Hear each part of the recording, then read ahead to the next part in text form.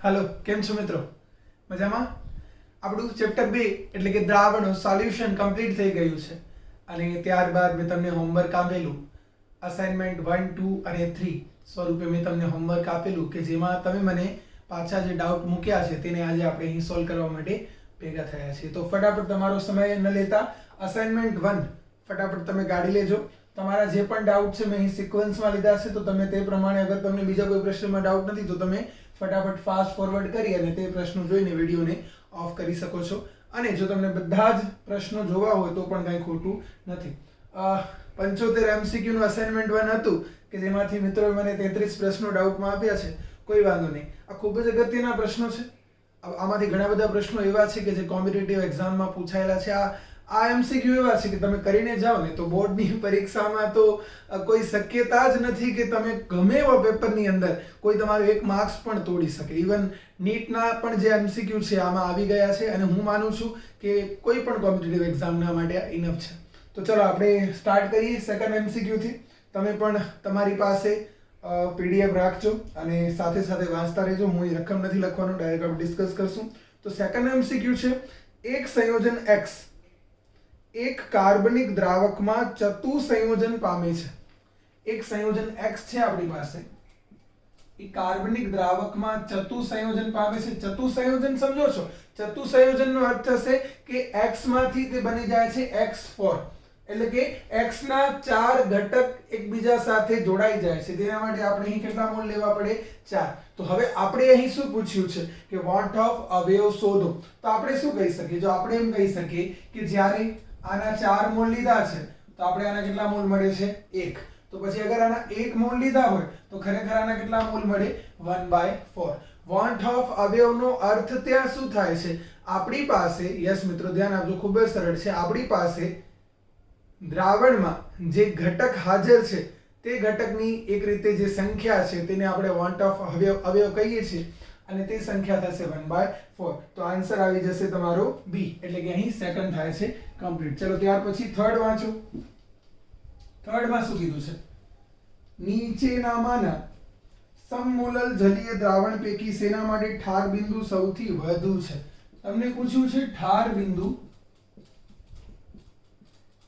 વધુ છે હવે એક વસ્તુ સમજો કે ઠાર બિંદુ માં ઘટાડો જેને આપણે કહીએ છીએ ઠાર બિંદુ શું કહીએ છીએ ઠાર બિંદુ અવનયન તે ચલે છે સાંદ્રતા જેટલી સાંદ્રતા વધારે છે તેટલો ઠાર બિંદુનો ઘટાડો વધારે છે તો પછી આપણે અહીં શું પૂછ્યું છે કે ઠાર બિંદુ વધે છે તો આપણે શું કહેવું જોઈએ 1/છેદમાં સાંદ્રતા જેની સાંદ્રતા ઓછી છે તેનો ઠાર બિંદુ વધારે છે હવે સાંદ્રતા જે છે બધા માટે એક મોલાલિટી છે તો પછી આપણે કેમ ખબર પડશે કે કોની સાંદ્રતા ઓછી છે તો સિમ્પલ છે આપણે શું કરવાનું મેં તમને શીખવાડેલું છે આપણે આ જે ચાર કોન્સેપ્ટ ભણ્યા છે તેને કહેવાય છે સંખ્યાત્મક ગુણધર્મો કે જેમાં આપણે સંખ્યાકણ ઉપર પણ આધાર રાખીએ છીએ આપણી પાસે C6H5 NH3Cl છે अगर તમે તેને પાણીમાં નાખો છો જલીય દ્રાવણ બનાવો છો તો તેનું વિયોજન થશે મિત્રો અને વિયોજન થયા પછી તમને ત્યાં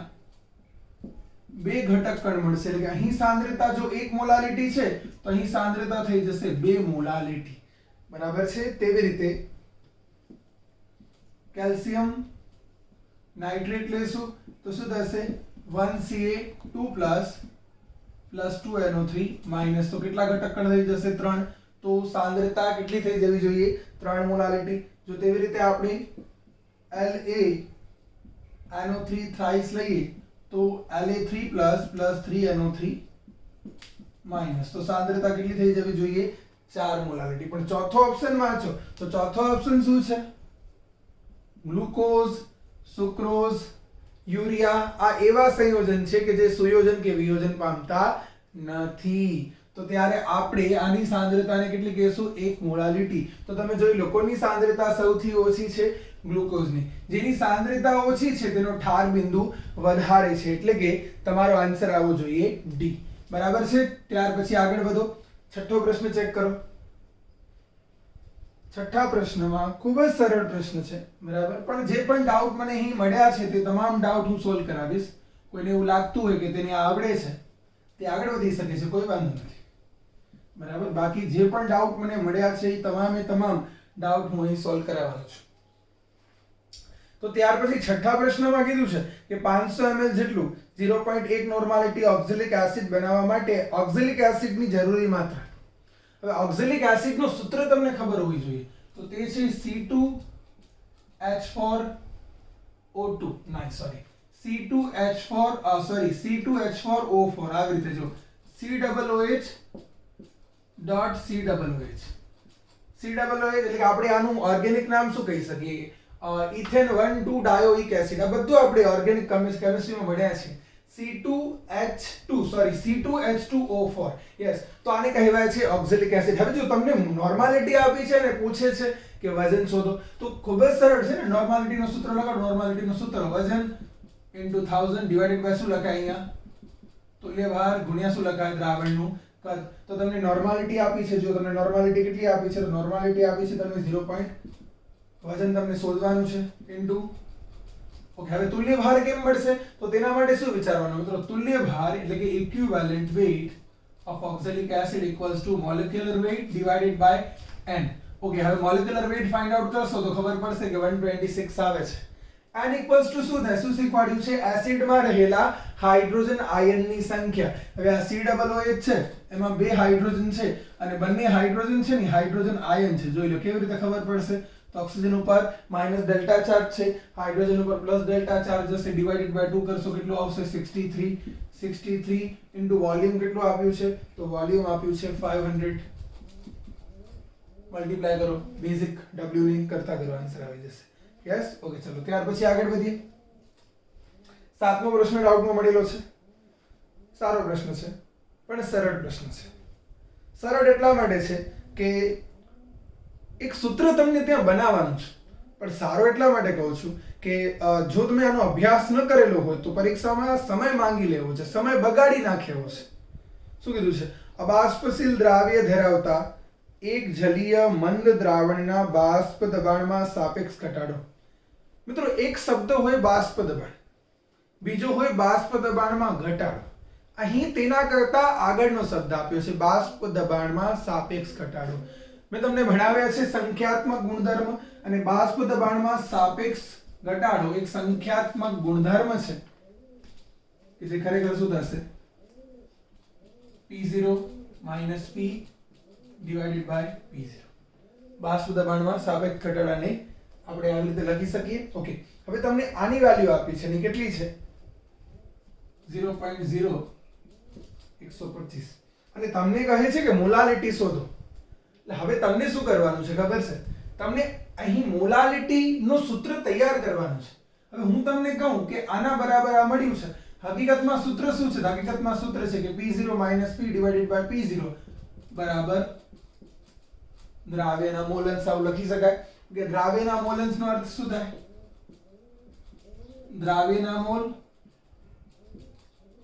છેદમાં કુલ મોલ. આપણે આવું લખી શકીએ. ઓકે, હવે આપણને ખાલી અહીં એક જ ડેટા આપ્યો છે અને તે ડેટા શું છે કે બાષ્પ દબાણમાં સાપેક્ષ ઘટાડો. તેના સિવાય આપણને કોઈ બીજો ડેટા આપ્યો નથી. ઓકે, તો આપણે શું કરશું? જો એક વાત તો સમજી લો, મેં તમને એક શીખવાડ્યું છે કે દ્રાવ્ય અને દ્રાવક બેનો સરવાળો મારશો તો અહીં દ્રાવ્યની વેલ્યુ ખૂબ જ ઓછી હશે. આપણે મંદ દ્રાવણ માટે સંખ્યાત્મક ગુણધર્મો વિચારીએ છીએ અને મેં તમને આ ચેપ્ટરના એન્ડિંગમાં સમજાવેલું હતું કે જેટલી સાંદ્રતા ઘટે છે તેટલો I નું વેલ્યુ વધે છે, જે આ વખતે બોર્ડમાં પૂછાયેલો પ્રશ્ન.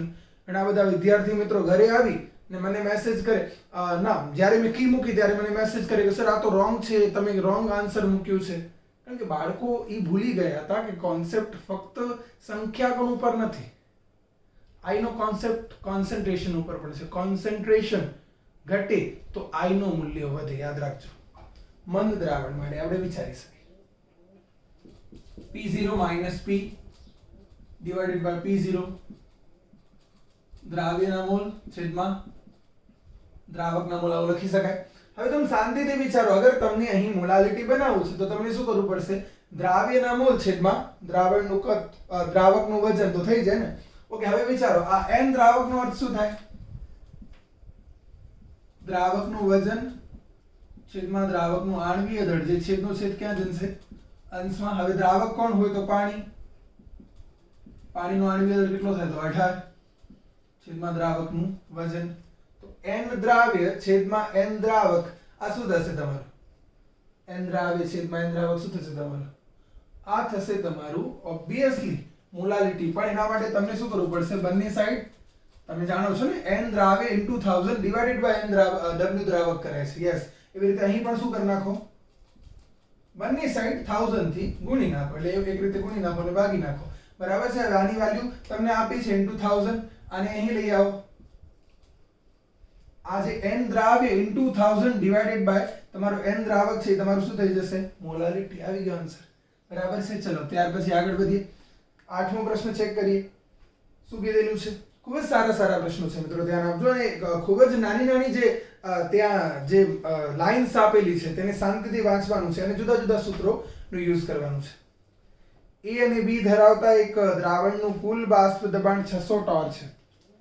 દ્રાવણનું કુલ બાષ્પ દબાણ એટલે P તમને આપ્યું છે. P = 600 ટોર.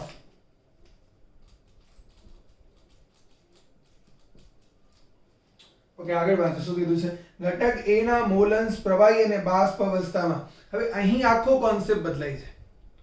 હું તમને કહી દઉં કે ધોરણ 12 માં આપણે જે સૂત્ર મેળવ્યું છે તે પ્રવાહી મોલ અંશ માટે છે. બાષ્પ મોલ અંશ માટે આપણે સૂત્ર લખ્યું છે બુકમાં, પણ એ 11 માનું ડાલ્ટનનું સૂત્ર છે. આપણે શું લખીશું? આપણે લખીએ કે કોઈ પણ અશુદ્ધ પદાર્થ જે છે તેનું આંશિક બાષ્પ દબાણ બરાબર શુદ્ધ અવસ્થામાં તેનું બાષ્પ દબાણ ઇન્ટુ XA, જ્યાં XA શું છે? પ્રવાહી અવસ્થામાં તેના મોલ અંશ. જો આ બેમાં ફરક સમજો છો, P0 એ જો A જ્યારે કોઈ એક પાત્રમાં તમે લ્યો છો અને ફક્ત તેનું બાષ્પ દબાણ માપો છો ને, એટલે કે શુદ્ધ પદાર્થનું બાષ્પ દબાણ, તો ત્યારે તેને P0 કહેવાય. પણ જ્યારે તેમાં કોઈ અશુદ્ધિ એટલે કે દ્રાવક અને દ્રાવ્ય ભેગા કરી દો ત્યારે તેનું જે બાષ્પ દબાણ થઈ જાય તેને શું કહેવાય છે? PA. તો પહેલા તો પ્રવાહી અવસ્થામાં મોલ અંશ એટલે કે XA. ઓકે, હવે એક બીજી વાત. તમને કહે બાષ્પ અવસ્થામાં મોલ અંશ તો શું કહેવાય? તો કહેવાય PA = આ સૂત્ર લગાડે. y એટલા માટે કીધું છે કારણ કે થોડું ડિફરન્ટ થઈ જાય. y a નો અર્થ જ થશે YA એટલે મોલ અંશ થશે, પણ અહીં આ જે છે તે થશે બાષ્પ અવસ્થામાં ઘટકના મોલ અંશ. યસ મિત્રો.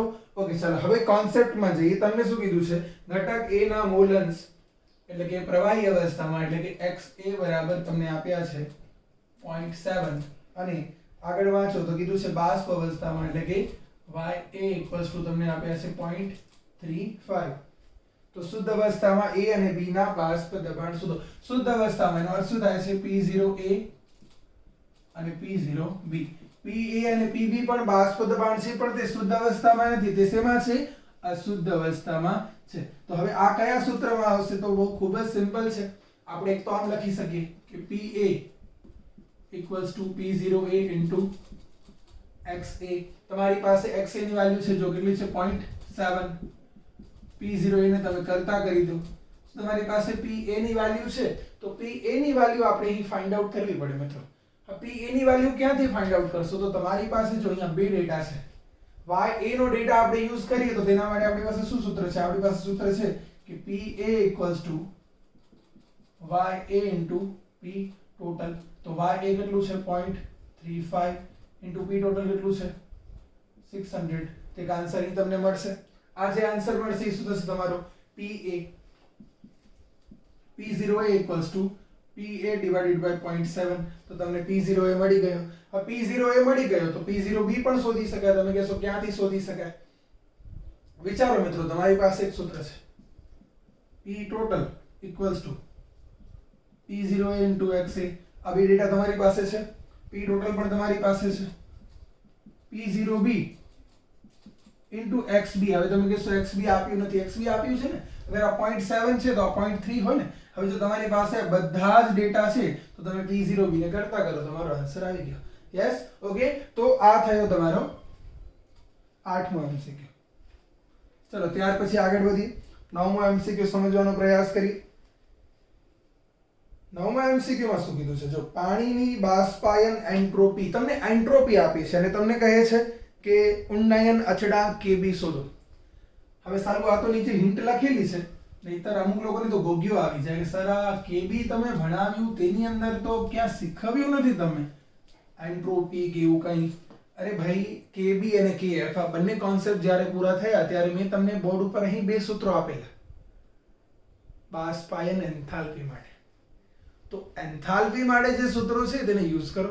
તમે કહેશો એન્થાલ્પી નથી આપી, એન્ટ્રોપી આપી છે, કોઈ વાંધો નહીં, એન્ટ્રોપી આપી છે લખી. ચલો પહેલા તો કેટલું આપ્યું છે, જો ડેલ્ટા S એન્ટ્રોપી ફેરફાર 1.448 કેલરી પર ગ્રામ પર કેલ્વિન છે. હવે આપણી પાસે શું સૂત્ર છે ખબર છે, KB R TB² divided by 1000 into delta H. આપણી પાસે આ સૂત્ર છે, ટેક્સ્ટ બુક ની અંદર પણ આપ્યું છે. R તો અચળાંક છે, યસ.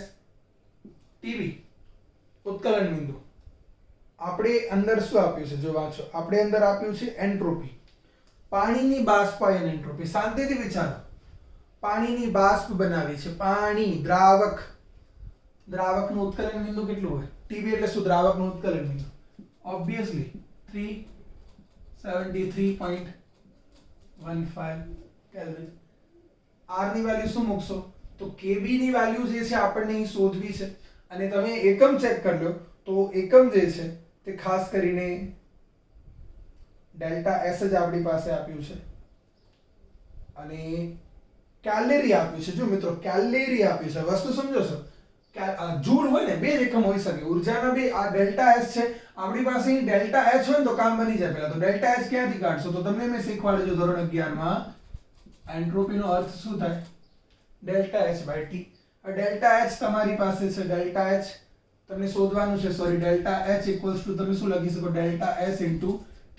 હવે ડેલ્ટા S તમારી પાસે છે કેટલું છે, 1.448 ઇન્ટુ ટેમ્પરેચર તમે જાણો છો 373 લગાડાય, બસ ઇનપુટ કરી દીધું ડેટા. R ની વેલ્યુ હવે કેટલી મૂકશો, 2 મૂકશો. કેલરી છે એટલા માટે 2, જૂલ હોય તો 8.314 ઇન્ટુ TB સ્ક્વેર 373 નો સ્ક્વેર ડિવાઇડેડ બાય 1000 ઇન્ટુ શું કરવાનું છે, 1.448 ઇન્ટુ 373 એટલે આ એકવાર થઈ ગયા કેન્સલ. બાકી કેલ્ક્યુલેશન મૂકો એટલે KB મળી જશે. ખૂબ જ સિમ્પલ છે. તમને શું કરવાનું, જો તમને ડાયરેક્ટ ડેલ્ટા H આપે તો KB મળી જશે, ડેલ્ટા H ના આપે તો શું આપી શકે, ડેલ્ટા S આપી શકે, ડેલ્ટા S આપે તો અહીંથી કામ થઈ જશે. યસ, સમજાય છે, ડન. ચલો તો અહીંયા આપણો નવમો MCQ બહુ સારો MCQ છે. યસ, ચલો આગળ વધી. ત્યાર પછી 10મો પ્રશ્ન તમે મને પૂછેલો છે. ત્યાં કીધેલું છે એક આદર્શ દ્રાવણ બનાવવા A અને B ને 1:4 મોલના પ્રમાણમાં મિશ્ર કરવામાં આવે છે. મોલ પ્રમાણ આપ્યું છે A અને B નું 1:4, અને ત્યારબાદ આગળ વાંચશો તો શું કીધું છે, જો તેઓ શુદ્ધ અવસ્થામાં, શુદ્ધ મતલબ જ્યારે તેઓ એકલા છે, એક ચોક્કસ પાત્રમાં, બંનેને અલગ અલગ પાત્રમાં ભેગા કરેલા છે, ત્યારે તેના બાષ્પ દબાણ આપ્યા હોય તો બાષ્પ અવસ્થામાં A ના મોલન શોધો. હવે શું ડિફરન્સ છે, બાષ્પ અવસ્થાના મોલન્સને શું કીધેલું છે આપણે, Y. યસ, સમજાય છે? ઓકે, ચલો તો પહેલા તો જે ડેટા આપ્યો છે તેનો યુઝ કરીએ. A/B equals to 1:4.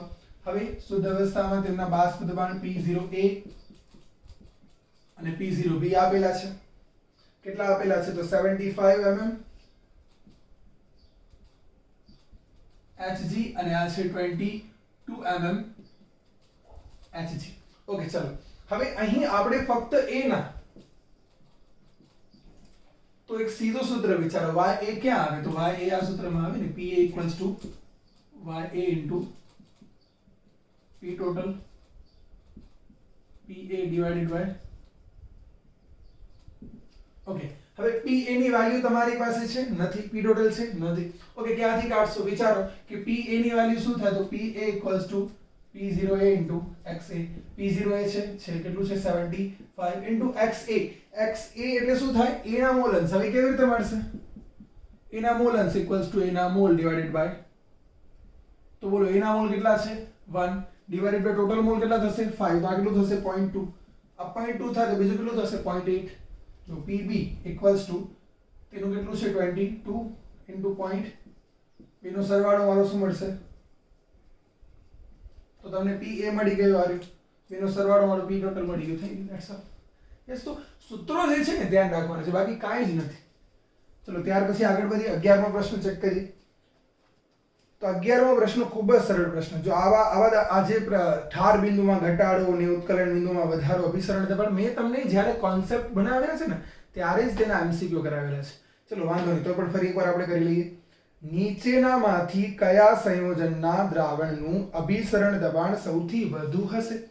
અને તમને પછી 4 ઓપ્શનમાં 4 દ્રાવણ આપ્યા છે. ફરી એકવાર, અભિસરણ દબાણ, ઉત્કલન બિંદુમાં વધારો, ઠાર બિંદુમાં ઘટાડો અને બાષ્પ દબાણમાં સાપેક્ષ ઘટાડો. ઓકે, આ બધા જ કોન્સેપ્ટ શું છે? સંખ્યાત્મક ગુણધર્મ. અને સંખ્યાત્મક ગુણધર્મ તમે જાણો છો કે દ્રાવ્ય કણની સંખ્યા ઉપર આધાર રાખે છે. ખાસ કરીને અભિસરણ દબાણ ચલે છે સાંદ્રતા. જેટલી સાંદ્રતા વધારે એટલું અભિસરણ દબાણ વધારે. તો ચેક કરી લો કોની સાંદ્રતા વધારે છે. તો સાંદ્રતા પ્રમાણે ચેક કરવા જશો તો તમે કહેશો સર બી આન્સર આવી ગયું, અને ખરેખર બી જ આવે છે. પણ મેં તમને શીખવ્યું છે ખાલી સાંદ્રતા ચેક ન કરે, તેની સાથે શું જોવાય? તેની સાથે દ્રાવ્ય કણની સંખ્યા પણ જોવાય. એટલે કે જો 0.05 મોલારિટી NaCl છે તો ખરેખર એની સાંદ્રતા કેટલી ગણવાની? એની સાંદ્રતા ગણવાની 0.05 ઇન્ટુ કેટલા દ્રાવ્ય કણ છે? 2. તો શું થઈ જશે? 0.1 મોલારિટી. તેવી રીતે 0.1 મોલારિટી BaCl2 તો શું કરવાનું? 0.1 ઇન્ટુ કેટલા કણ લેવાના? 3. તો સાંદ્રતા કેટલી થઈ જશે? 0.3. યસ, ચલો તેવી રીતે શું કહેવાનું? 0.05 મોલારિટી FeCl3. ઓકે, આ 0.05 ઇન્ટુ હવે કેટલા કરવાના છે? 4. તો 0.2 થશે ને, મતલબ હજી પણ એ ઓછું થાય છે. એવી રીતે 0.05 મોલારિટી Na2SO4. તો કે સર 2 ને 3 ને 4 એવી રીતે કરશો, એવી રીતે ન થાય. 2Na પ્લસ અને 1SO4 2 માઇનસ આવી રીતે છૂટા પડે તો 0.05 ઇન્ટુ 3 એટલે આ થશે 0.15. તો બોલો કોનું કોન્સન્ટ્રેશન વધારે છે? 0.1 મોલારિટી BaCl2 જેનું કોન્સન્ટ્રેશન વધારે છે તેનું અભિસરણ દબાણ પણ શું છે? વધારે છે. તો તમારો આન્સર આવી ગયો. બરાબર. ચલો ત્યાર પછી આગળ વધીએ. 12મો પ્રશ્ન શું કીધું છે? ફરી એકવાર કે અભિસરણ દબાણ સૌથી વધુ છે. ઓકે, ચલો માની લઈએ આ પ્રશ્ન વેલિડ છે. બહુ સારો પ્રશ્ન અહીં મને પૂછેલો છે, જેણે પણ પૂછેલો છે. ખૂબ જ સારો પ્રશ્ન પૂછ્યો છે. શા માટે? જો ફરી એકવાર અભિસરણ દબાણ વધુ છે એટલે તમે કયા કોન્સેપ્ટ પર ધ્યાન આપશો? કે જેની સાંદ્રતા વધારે છે એનું અભિસરણ દબાણ વધારે છે. તો એ પ્રમાણે અગર આપણે જઈએ છે ને તો અહીં શું થાય છે કે B અને D. પહેલા તો D વાળો ઓપ્શન જે છે હું તમને દેખાડી દઉં. 2-3 પ્રશ્નો એ કેસરી મને પર્સનલમાં મૂક્યું હતું, જીઆઈ મને પર્સનલમાં મૂક્યું હતું કે સર FeSO4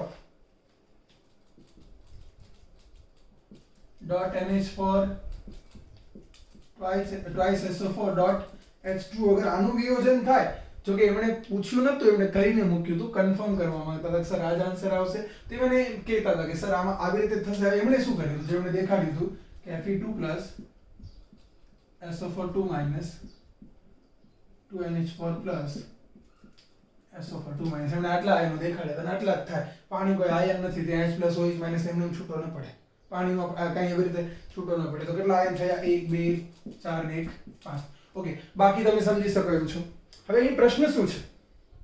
અભિસરણ દબાણ વધુ છે, જેની સાંદ્રતા વધુ હશે એવું આપણે જનરલી જોતા હોય. થોડી વાર પહેલા મેં દેખાડ્યું હતું. તો આમાં કેવું થાય છે? B અને D બેની સાંદ્રતા વધારે થાય છે. અગર આપણે દ્રાવ્ય કણની સંખ્યા ચેક કરીએ તો મિત્રો ધ્યાન આપો. અગર એવી રીતે જ્યારે સાંદ્રતા સરખી થાય ને તો ત્યારે પછી ખરેખર જે સાંદ્રતા છે ને તેના ઉપર ધ્યાન આપવાનું. જ્યારે મિત્રો ધ્યાન આપજો, ફરી એકવાર હું કહું છું કે જ્યારે દ્રાવ્ય કણની સંખ્યા સરખી થાય છે, જ્યારે દ્રાવ્ય કણની સંખ્યા સરખી થાય છે તો આપણે ક્યાં ફોકસ કરવાનું? આપણે ખરેખર જ્યાં સાંદ્રતા વધારે લખી છે ત્યાં ફોકસ કરવાનું. કેમ? કારણ કે પછી જ્યાં સાંદ્રતા વધારે લખી છે ત્યાં દ્રાવક શું હશે? ઓછું હશે. દ્રાવક ઓછું હશે તો ત્યાં દ્રાવક શું કરશે? આવશે. સમજાય છે? હા, થશે શું? જો કે B અને D બંનેમાં 0.2 મોલારિટી થાય છે અને નીચે સોલ્યુશન પણ આપ્યું છે, પણ B અને D ની ખરેખર કોન્સન્ટ્રેશન સેમ નથી. B ની કોન્સન્ટ્રેશન વધારે છે મતલબ ત્યાં દ્રાવક ઓછું છે તો ત્યાં દ્રાવક વધશે. એટલે કે અભિસરણ દબાણ વધારે ક્યાં લગાડવું પડશે? ત્યાં લગાડવું પડશે. તો આ થયો તમારો 12મો પ્રશ્ન. ખૂબ જ સારો પ્રશ્ન છે. ચલો ત્યાર પછી આગળ વધીએ. 13મો પ્રશ્ન પણ મને કોઈએ પૂછેલો છે કે નીચેનામાંથી કયા જલીય દ્રાવણનું ઉત્કલન બિંદુ સૌથી વધુ છે? શું કહેવાય? મેં શું શીખવાડ્યું છે? ઉત્કલન બિંદુ કોના ઉપર આધાર રાખે છે? બાષ્પ દબાણ ઉપર. જેટલો બાષ્પ દબાણ ઘટે એટલો ઉત્કલન બિંદુ શું થાય? વધે. ઓકે, બાષ્પ દબાણ ક્યારે ઘટે? જ્યારે દ્રાવ્યનું પ્રમાણ વધે. તો કહેવાય શું કે ફરી એકવાર એ જ વાત થશે કે ઉત્કલન બિંદુનો વધારો ચલે છે સાંદ્રતા. જેટલી સાંદ્રતા વધારે છે એટલો ઉત્કલન બિંદુ વધારે છે. અને સાંદ્રતા કોની વધારે છે? તો ખરેખર મોલારિટી બધાની સરખી છે. તો તમને શું કરવાનું? દ્રાવ્ય કણ ચેક કરવાના. KNO3 માં K અને NO3 બે છૂટા પડશે. Na3PO4 માં 3 Na 1 PO4 4 છૂટા પડશે. BaCl2 માં 1 Ba 2 Cl 3 છૂટા પડશે. K2SO4 માં 2 પોટેશિયમ 1 સલ્ફેટ 3 છૂટા પડશે. તો વધારે ઘટક કણ ક્યાં છે? Na3PO4 માં આન્સર આવી ગયો. શું આવી ગયું? B. ચલો ત્યાર પછી આગળ વધીએ. ત્યાર પછી 19મો પ્રશ્ન. બેન્ઝીન દ્રાવકમાં એસિટિક એસિડનો આભાસી અણુભાર શું હશે? હવે આ આભાસી શબ્દ અસલ ગુજરાતીમાં દાટ વાળે છે ક્યારેક ક્યારેક. આભાસીનો અર્થ થાય અસામાન્ય આણ્વીય દળ. આખું કોન્સેપ્ટ જે આપણો છેલ્લો વિડિયો છે થિયરીનો છેલ્લો, એટલે કે સેકન્ડ લાસ્ટ વિડિયો છે, મેં તમને એમાં અસામાન્ય આણ્વીય દળ કરાવેલો છે ને. શું શીખવ્યું છે મેં તમને? I = અસામાન્ય આણ્વીય દળ છેદમાં સામાન્ય આણ્વીય દળ. હવે તમને કરાવ્યું છે ને. ઓકે, પણ આ સૂત્ર અહીંયા નહીં લાગે. આ બહુ એકદમ સિમ્પલ છે, હમણાં શીખવાડી દીધું. બેન્ઝીનમાં એસિટિક એસિડ આપણે નાખીએ તો શું થાય? હવે વિચારો તમે કે બેન્ઝીન કોણ છે? બેન્ઝીન એક દ્રાવક છે, પણ કયો દ્રાવક છે? અધ્રુવીય. હવે અધ્રુવીય દ્રાવક છે ને, એના ડાઇલેક્ટ્રિક કોન્સ્ટન્ટ નીચા હોય, જેના કારણે તે વિયોજન ન કરી શકે. વિયોજન ન કરી શકે તો શું થાય? તો સુયોજન થાય. બરાબર ધ્યાન આપજો. બેન્ઝોઇક એસિડને પાણીમાં નાખી દો ને તો બેન્ઝોઇક એસિડમાંથી આયનો છૂટા પડી જાય. તો ત્યારે પછી પાછું દ્વિઅણુ ન બને. અહીં લખ્યું છે દ્વિઅણુ બને છે, તો શા માટે બને છે? તેનું રીઝન દેખાડી દેજો. બેન્ઝોઇક એસિડના તમે ફોર્મ્યુલાને આવી રીતે દેખાડો.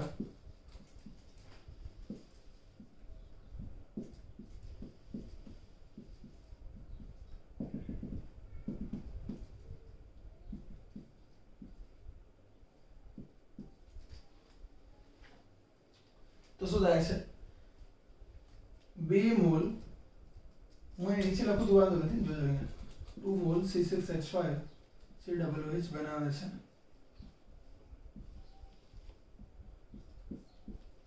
કારણ કે કહેવાય દ્વિઅણુક, સમજ્યું ને? N2 દ્વિઅણુક પરમાણુ. તો હવે શું થશે? જો આપણે આણ્વીય દળ હંમેશા પ્રતિ મોલે માપીએ, અને પ્રતિ મોલે આણ્વીય દળ કેટલું થશે? અહીં બેન્ઝોઇક એસિડ પૂછ્યું છે, એસિટિક એસિડ, સોરી મિત્રો, એસિટિક એસિડ પૂછ્યું. કાંઈ નહીં, આટલું જ ચેન્જ કરવાનું છે. CH3 થઈ જશે બસ, બાકી કોઈ ચેન્જ નથી. કારણ કે આખો જે ફંક્શનલ ગ્રુપ છે એ પોતાનું કામ કરે છે. આ 60 છે, કેટલું છે? 120. તો આભાસી મતલબ કે જ્યાં તમને એક સુયોજન પછી અણુ મળે છે તે. તો તમે ચેક કરી લો, આન્સર શું આવશે? 120. બરાબર છે. ચાલો, તો આ થયો આપણો 19મો પ્રશ્ન. ત્યાર પછી આગળ વધી 20મો પણ મને ડાઉટમાં મળેલો છે. તો 20માં જે પણ ડાઉટ તમારો હોય, મને એવું લાગે છે કે ત્યાં આન્સર મિત્રો રોંગ આવે છે. સૂત્ર બરાબર છે, પણ કદાચ તમારો ડાઉટ જે છે હું સમજી શકું છું કે આન્સર નથી આવતો. તો મેં પણ કેલ્ક્યુલેશન કરી અને આન્સર જે છે એ મળતો નથી. તો આપણે આગળ વધીએ છીએ. ત્યાર પછી 21મો પ્રશ્ન ચેક કરવાનો છે. 21મો પ્રશ્નમાં શું? એક થિયરીનો પ્રશ્ન છે. જો વાંચો શું કીધું છે કે જ્યારે કોઈ દ્રાવકમાં અબાષ્પશીલ દ્રાવ્ય ઉમેરવામાં આવે ત્યારે તેના બાષ્પ દબાણમાં 10 મિલીમીટર Hg નો ઘટાડો થાય છે. સમજી શકાય એવું છે. દ્રાવ્યના મોલન 0.2 છે. હવે જો 10 mm નો ઘટાડો થાય છે ત્યારે 0.2 તેના મોલન્સ છે. અગર બાષ્પ દબાણનો ઘટાડો 20 Hg નો થાય તો દ્રાવકના મોલન્સ કેટલા હશે? હવે બહુ સિમ્પલ છે ને કે 10 mm Hg જ્યારે તેનો બાષ્પ દબાણ છે ત્યારે તેના મોલન્સ 0.2 છે. અગર આપણે ઘટાડીને 20 mm કરી નાખીએ, એટલે કે 20 mm જેટલું અહીં ઘટે છે. હવે તમે મને કહો બાષ્પ દબાણ ક્યારે ઘટે? જ્યારે દ્રાવ્ય વધે. તો ખરેખર અહીં આ ડબલ જેટલું ઘટે છે એનો મતલબ કે દ્રાવ્ય ડબલ જેટલું વધતું હશે. આ દ્રાવ્યના મોલન્સ થઈ ગયા ને, દ્રાવ્યના મોલન્સ 0.4 છે, તો દ્રાવકના મોલન્સ કેટલા થાય? 0.6. કારણ કે હંમેશા ટોટલ મોલન્સ કેટલા થતા હોય છે? 1. બરાબર છે મિત્રો. ચલો ત્યાર પછી આગળ વધી 25મો પ્રશ્ન તમે મને પૂછેલો છે અને આપણે તેના ઉપર ચર્ચા કરી. ખૂબ જ સહેલો પ્રશ્ન છે. જો શું કીધું છે કે 2.4 વોન્ટ ઓફ અવયવ હોય તો કેલ્શિયમ નાઇટ્રેટનો વિયોજન અંશ શોધો.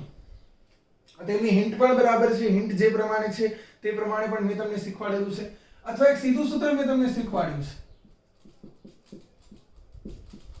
અહીં તમને આલ્ફા ફાઇન્ડ આઉટ કરવું છે. આ 2.4 છે, 2.4 માંથી 1 જશે તો 1.4. હવે હું તમને કહું કે અહીંયા આપણે બેરિયમ નાઇટ્રેટ આપ્યું છે ને, barium nitrate, sorry calcium nitrate છે, તો શું ફરક પડે છે? કઈ નહીં, એક જ ગ્રુપના મેમ્બર છે. કેલ્શિયમ 2 પ્લસ 2NO3 માઇનસ, તો 2 ને 1 3. યસ. આ શું થશે? જો I શું થાય? વોન્ટ ઓફ અવયવ. યસ. ઓકે, વોન્ટ ઓફ અવયવ આપણે અહીં શું શોધવાનું છે? વોન્ટ ઓફ અવયવ તો આપ્યું છે. n ની વેલ્યુ ક્યારે મૂકાય? જ્યારે 100% ડિસોસિએશન ન થાય. મેં તમને એ શીખવાડ્યું છે 100% ડિસોસિએશન થાય તો n = I હોય. હવે n શું થશે? તો 3 થશે. 3 માંથી 1 જશે તો 2.7. બરાબર, આન્સર આવી ગયો. યસ. ખૂબ જ સરળ પ્રશ્ન છે. ચલો ત્યાર પછી આગળ વધી. 27મો પ્રશ્ન તમે મને ડાઉટમાં આપેલો છે.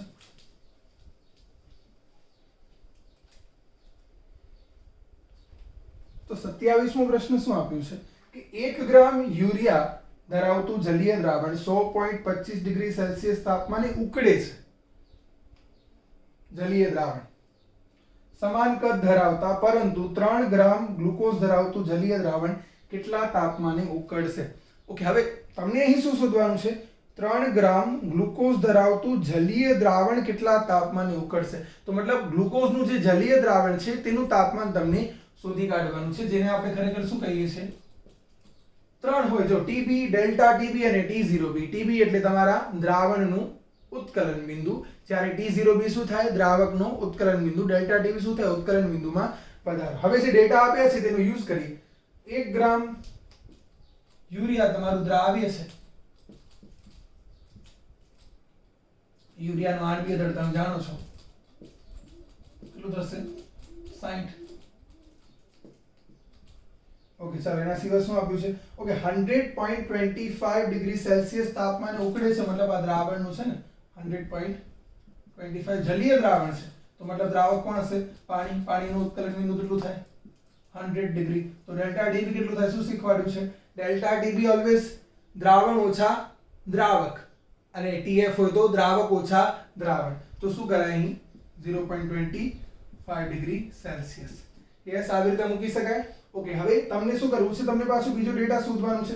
હવે તમે શું શાંતિથી વિચારો, જો તમને બધા ડેટા આપ્યા છે ને તમને KF મળશે, તમે શું કરો? KF નો યુઝ કરીને બીજો સૂત્ર મૂકો, અથવા તમે કામ કરો ને, જો એકદમ સિમ્પલ છે. પહેલા તમે અહીં યુરિયા માટે સૂત્ર મૂકો, ડેલ્ટા TB = પછી તમે શું કરો? ગ્લુકોઝ માટે ફાઇન્ડ આઉટ કરવું છે ને, ગ્લુકોઝ માટે મૂકો ડેલ્ટા TB = Kb અહીં તમે જો Kb ને કરતા કરી શકશો, કારણ કે ડેલ્ટા TB તમને મળેલું છે, મોલારિટી તમે ફાઇન્ડ આઉટ કરી શકો છો. અહીં તમે Kb મૂકશો, મોલારિટી તમારી પાસે હશે. એક કામ કરીને આપણે ગુણોત્તર લઈ લઈએ. તમે જો ગુણોત્તર લેશો, તમે આ યુરિયા માટે લીધું છે બરાબર ને, ઉપરની સાઈડ. અહીં નીચેની સાઈડ તમે શું કરો? કોના માટે લઈ લો? ગ્લુકોઝ માટે લઈ લો. હવે Kb કોણ છે? કોન્સ્ટન્ટ. કોના ઉપર આધાર રાખે? દ્રાવક ઉપર. દ્રાવક બંનેમાં સેમ છે તો Kb ની વેલ્યુ સેમ છે. Kb શું થઈ જશે? કેન્સલ થઈ જશે. હા, હવે આ મોલારિટી જે છે એનો અર્થ શું થાય? દ્રાવ્યનું વજન ડિવાઇડેડ બાય આણ્વીય દળ. દ્રાવક તો ફરી એકવાર તો આપણે શું કરીએ? આપણે અહીં ફટાફટ જો સિમ્પલ મૂકી દઈએ, જે ડેટા આપ્યું છે કે દ્રાવ્યના મોલ એટલે અહીં યુરિયા અને અહીં શું મૂકી દેવાય? ગ્લુકોઝ.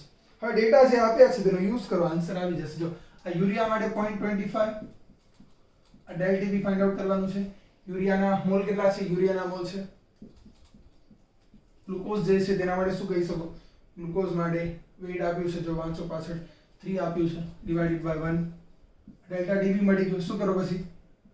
ડેલ્ટા TB આમ કરો, TB બરાબર ડેલ્ટા TB ઓછા સોરી પ્લસ T0B. તો ડેલ્ટા TB તમને આપ્યું છે, તેની અંદર T0B એડ કરી દો એટલે તમારો આન્સર આવી જશે. બરાબર છે? ચલો ત્યાર પછી આગળ વધીએ. 28th MCQ જે છે આપણે કરીએ. ત્યાં શું કીધું છે? મર્ક્યુરી આયોડાઇડને પોટેશિયમ આયોડાઇડના જલીય દ્રાવણમાં ઉમેરતા શું થશે?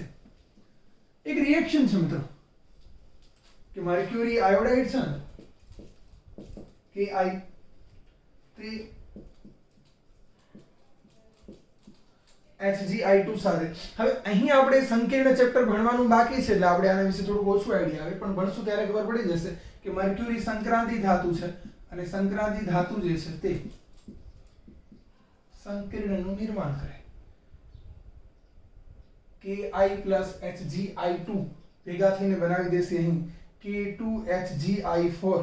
આપણે શું પૂછ્યું છે કે મર્ક્યુરી આયોડાઇડને પોટેશિયમ આયોડાઇડના જલીય દ્રાવણમાં ઉમેરતા ખાલી જગ્યા થાય. પહેલા ત્રણ ઓપ્શન ઠાર બિંદુ માટે છે, છેલ્લો ઓપ્શન ઉત્કલન બિંદુ માટે છે. શું થવું જોઈએ? અહીં શું થઈ રહ્યું છે મિત્રો? શાંતિથી ચેક કરો. આ 2 થશે, એનો મતલબ અહીં મને 2 લેવાના છે. તમે જોશો તો ખ્યાલ આવશે કે ખરેખર દ્રાવ્ય કણની સંખ્યા ઘટી રહી છે. તમે મોલ ઉપરથી જોઈ લો તો બી ખ્યાલ આવશે. જો અહીં 3 મોલ છે, અહીં ખાલી 1 મોલ છે. અથવા અહીં તમે આનું વિયોજન કરો ને તો બી તમને શું મળે ખબર છે? 2k + Hgi4 - જ્યારે અહીંયા 2k + 2i, તો એવી રીતે અહીં તમને વધારે ઘટક મળશે, અહીં ઓછા ઘટક મળશે. મતલબ તમારા જે પ્રક્રિયા થાય છે તેમાં ઘટક કણની સંખ્યા ઘટે છે, સાંદ્રતા ઘટે છે. સાંદ્રતા ઘટે તો ઠાર બિંદુ શું થાય? વધે. એટલે કે આન્સર આવી જશે ઠાર બિંદુ વધે છે. ત્યાર પછી આગળ વધી. ચાલો મિત્રો 29મો પ્રશ્ન ચેક કરીએ.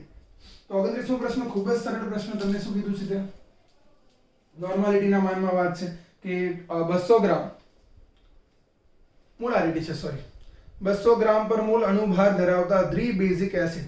આ દ્વિબેઝિક એસિડનો અર્થ સમજો છો કે જેની અંદર 2 હાઇડ્રોજન હોય તેવો એસિડ ડેસી મોલર દ્રાવણ બનાવવા માટે. હવે આ તમને ખબર હોવી જોઈએ કે ડેસી મોલરનો અર્થ શું થાય? m/10 અથવા 0.1 મોલારિટી. ઓકે, તમને શું કહે છે કે એસિડનું વજન શોધો. આ તો ખૂબ જ સિમ્પલ છે ને. મોલારિટી બરાબર દ્રાવ્યનું વજન * 1000 / મોલર માસ * વોલ્યુમ. તમને અહીં વોલ્યુમ આપ્યું છે, ચેક કરો. તમને વોલ્યુમ આપ્યું છે, યસ. મોલર માસ આપ્યું છે, મોલારિટી આપી છે, વજન ને કરતા કરો, જવાબ આવી ગયો. યસ. ચલો ત્યાર પછી આગળ વધીએ. 33rd. તો 33મો પ્રશ્ન તો મને લાગે છે ઉદાહરણનો પ્રશ્ન છે કે જે ત્યાં ઉદાહરણમાં પણ મને કોઈએ પૂછેલો છે અને મેં તમને આ કરાવેલો પણ છે મિત્રો. છતાંય ફરી એકવાર આપણે કરી લઈએ, કોઈ વાંધો નથી મને અહીં કરવામાં. 40 ગ્રામ CH2Cl2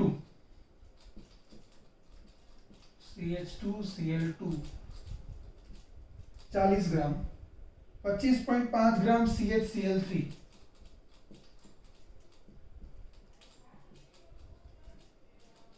આજે તમે રાઉટનો બાષ્પ દબાણનો નિયમ વાળો વિડિયો છે ને ત્યાં ચેક કરજો. દાખલો મેં ત્યાં બેઠે કરાવેલો છે.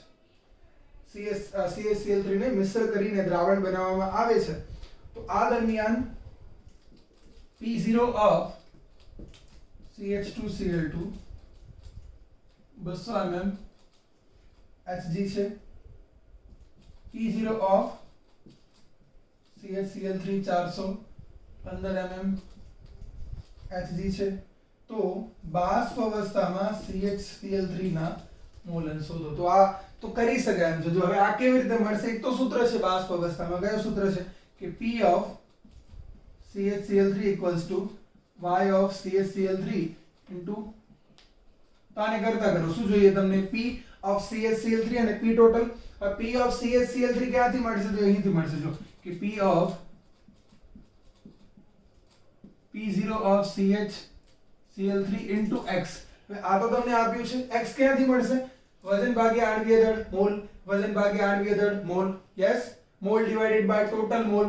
મોલન્સ ગુણાકાર કરો. P of CHCl3 મળી ગયો. એ રીતે P of CHCl2 મળી જાય. બેનો સરવાળો કરો. શું મળે? P total. P ટોટલ જે છે P of CHCl3 ભાગ્યા P ટોટલ કરો. શું મળી જશે? યસ, બરાબર છે. ઓકે, ચાલો ત્યાર પછી આગળ વધીએ. શું કીધું છે 34માં? સૌથી વધુ બાષ્પ દબાણ ધરાવતું જલીય દ્રાવણ જણાવો. બાષ્પ દબાણ વધારે હોય એમ પૂછ્યું છે.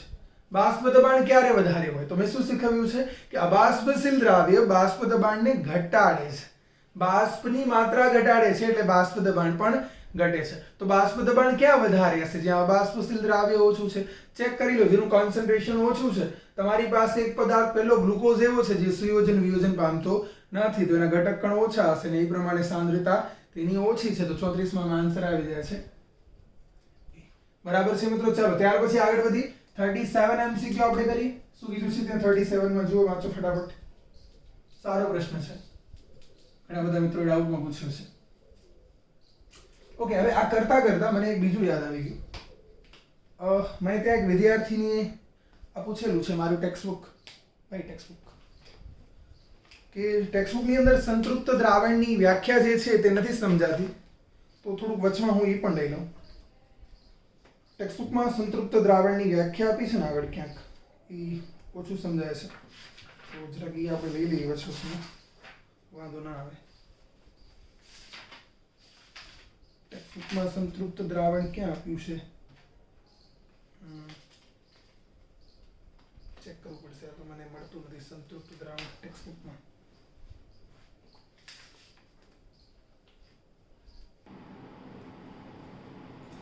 તો મિત્રો ત્યાં પેજ નંબર 40 ઉપર આ ડેફિનેશન આપી છે સંતૃપ્ત દ્રાવણની. ત્યાં કીધું છે કે આ જ પ્રમાણેની પ્રક્રિયા જ્યારે વાયુને પ્રવાહી દ્રાવકમાં ઓગાળી એવું દ્રાવણ કે જેમાં આપેલ તાપમાને અને દબાણે વધુ દ્રાવ્યને ઓગાળી શકાય નહીં તેને સંતૃપ્ત દ્રાવણ કહે છે. સોમપુરા ક્રિશાએ મને આ પૂછ્યું છે. ક્રિશા ખૂબ જ ઈઝી છે. ત્યાં જો શું કીધું છે, દ્રાવ્ય પ્લસ દ્રાવક અને દ્રાવણ.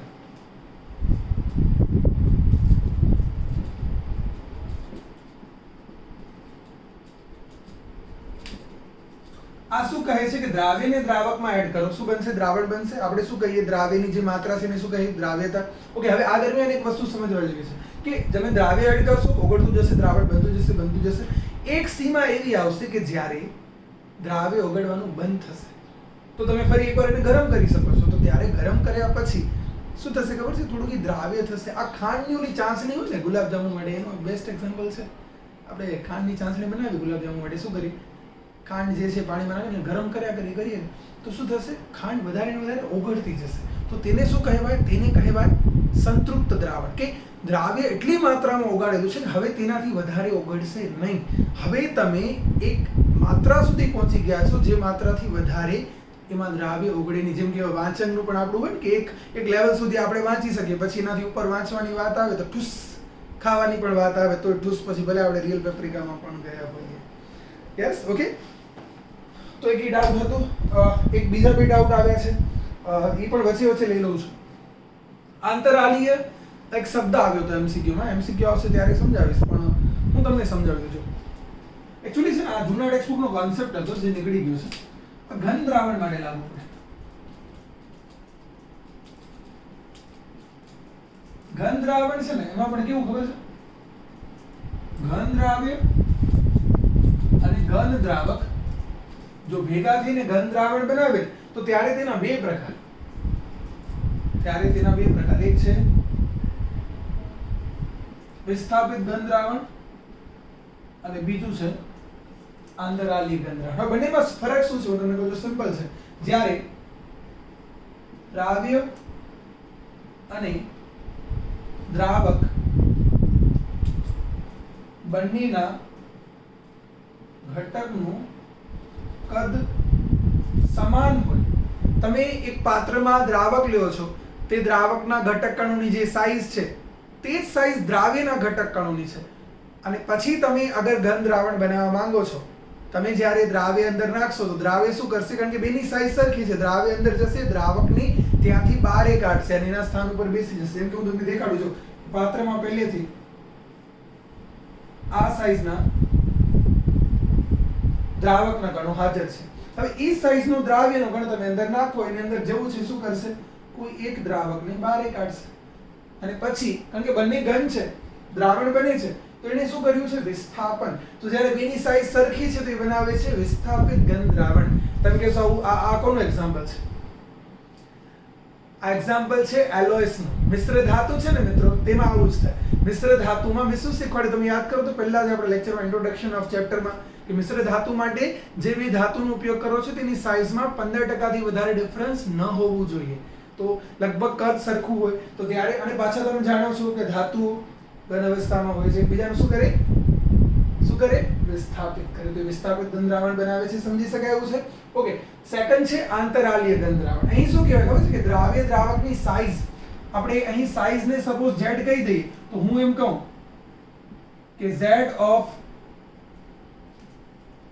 દ્રાવક does not equals to z of દ્રાવ્ય જ્યારે દ્રાવક અને દ્રાવ્ય બંનેની સાઈઝ સરખી નથી.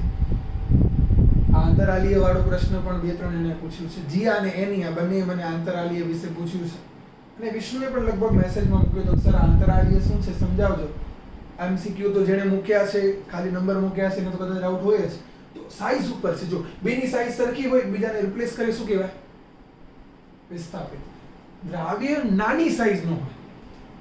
હું એમ કહી દઉં કે દ્રાવ્યની અહીં z બરાબર કદ કહી દઉં તો દ્રાવકનું કદ મોટું છે, દ્રાવ્યનું કદ નાનું છે. જો મોટા કદના દ્રાવક અહીં ગોઠવાયેલા છે, જેમ કે કોણ? જેમ કે દાખલા તરીકે ધાતુ, જેમ કે ટંગસ્ટન, ચલો, અને નાના કદનો દ્રાવ્ય જેમ કે કાર્બન, આ નાના કદનો દ્રાવ્ય. હવે તમે એમાં નાખો શું કરે ખબર છે? આ જે વચ્ચેનો સ્થાન છે ને મિત્રો, આ જ્યારે દ્રાવકના ઘટક કણો એક પાત્રમાં દ્રાવક હાજર છે એની વચ્ચે આ નાનકડી જે જગ્યા હોય ગમે એટલું આને છે પેકિંગ કહેવાય. પેકિંગ. ઘટક કણોને જ્યારે નજીક નજીક આવી રીતે ગોઠવવામાં આવે ને એને પેકિંગ કહેવાય. તમે ગમે એટલું ક્લોઝ પેક કરો ને જગ્યા તો રહે જ છે. એવું કહેવાય છે કે સૌથી જે સારામાં સારું ક્લોઝ પેક છે ને એમાં બી 26% તો સ્પેસ હોય જ છે. સારામાં સારું પેકિંગ. તો એ જે સ્પેસ છે એને શું કહેવાય? Interstitial space. ગુજરાતીમાં અંતરાલીય છિદ્ર, અંતરાલ. અને નાના કદનું કાર્બન છે, હાઇડ્રોજન છે. યાદ કરો હાઇડ્રોજન ચેપ્ટરમાં આંતરાલીય સંયોજનો, બિન તત્વ યોગમિતીયમાં બધું યાદ હતું. યસ, જેનો ઉદ્દીપક તરીકે યુઝ કર્યો હતો આપણે. તો આ જે નાનકડી જગ્યા છે ને તેની અંદર શું થાય? તે બેસી જાય, કાર્બન બેસી જાય, ટંગસ્ટન કાર્બાઇડ આ સંયોજન બને તેને શું કહેવાય? આંતરાલીય સંયોજન. બરાબર છે? ચાલો તો ફરી એકવાર આપણે આગળ વધીએ.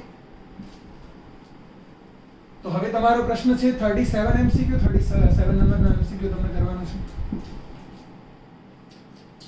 તો 37 બહુ સારો પ્રશ્ન છે. જો શું કીધું છે? HgCl2 ના જલીય દ્રાવણમાં Ki નું જલીય દ્રાવણ ઉમેરતા સિંદૂર રંગનું દ્રાવણ મળે છે. બરાબર છે. અહીં વર્ડિંગ જોજો, વર્ડિંગને પકડવાનું છે. HgCl2 ના જલીય દ્રાવણમાં Ki નું જલીય દ્રાવણ ઉમેરતા સિંદૂર રંગનું દ્રાવણ મળે છે. આકૃતિમાં દર્શાવ્યા પ્રમાણે, હવે આકૃતિ શું છે આપણે ચેક કરી લીધું. આકૃતિ આ મુજબ છે.